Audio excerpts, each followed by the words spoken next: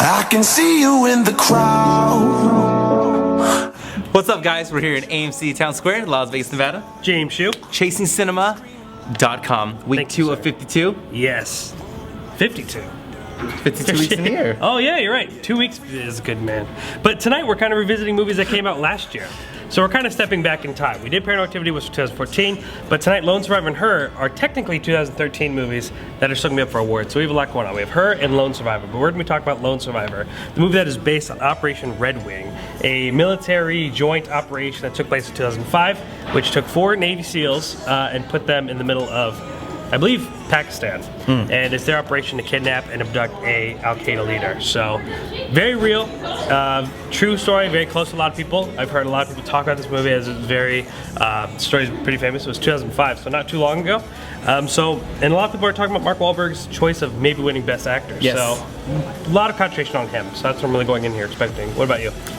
It just looks very, you're gonna be inspired, but it looks so sad because, I mean, the title says it. Alone. The Lone Survivor. It's like, I assume that's gonna be Mark Wahlberg's character, I assume. Well, so I'm hoping. I mean, like, it's kind of all bouncing on him. That's literally the poster. It's literally everything. It's kind of all riding on shoulders. So let's see what happens. All right, we'll be back. How long's tonight's movie? 2 hours. 2 hours? Yeah. We'll be back. See how the movie was.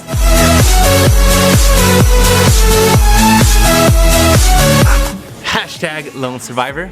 How's the movie? Lone Survivor is a great movie. It is honestly one of the most emotional movies you'll see this year.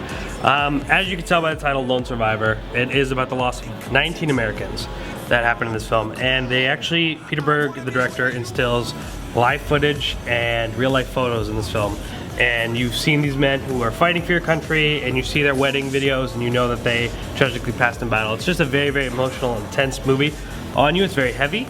But for acting speaking, I thought Mark Wahlberg was great. Did a phenomenal job portraying the pain, horror that Marcus Lachelle had to go through. However, I think his co-star, Ben Foster, who played one of the other 3 Navy SEALs, did an amazing job. I think he actually outshined him. But overall, I think the movie was, like I said, really great. It's kind of hard to judge that kind of picture. So the themes of the film just about the people who've been serving our country, people who die for our country. You know, it's an insanely eye-opening movie. Very emotional. But and also the action sequences. The war sequences are some of the most real war sequences I've seen since probably Saving Private Ryan. Very intense, very nail-biting. Just overall a very emotional, exhausting picture. Do you feel that it's gonna be Mark Wahlberg could be one of his better performances? I would definitely say one of his better performances, because Mark Wahlberg likes to do a really great movie, then he does kind of some mediocre flicks, i.e. Ted, Contraband. Ted was awesome. Ted Kate was, Beckinsale's Contraband was awesome. Okay, Ted, and my favorite Mark Wahlberg movie, The Big Hit. Contraband was bad.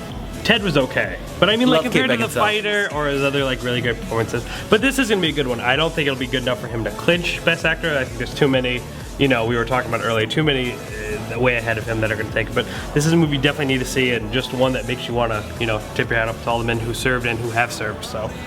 Very emotional movie. Very emotional. Alright, so for the full-on review though, chasingcinema.com/Lone Survivor. And then that way you can read everything that Mr. Toronto, you're writing? Yes, I'm writing. That way you can see everything Mr. Toronto liked about it? Yep, and then you also can see what Louis has to say about Her, because Louis Vuitton will be writing his review on Her, so you go to chasingcinema.com/her. Yes, a lot of people are actually saying Scarlett Johansson, if they gave an award for, you know what they were saying? They were saying that possibly they wanted her for best supporting, but then they're also saying now that they should make a new category in the Oscars for people like Cumberbatch and Johansson, where you don't see them, but they're best voiceovers. And that reminds me, because a lot of people were talking about how Andy, I want to say Sudeikis was going to be for a small, or no, not Rise the Planet of the Apes. Rise the Planet of the Apes, but before that they even said it for Precious. Yeah.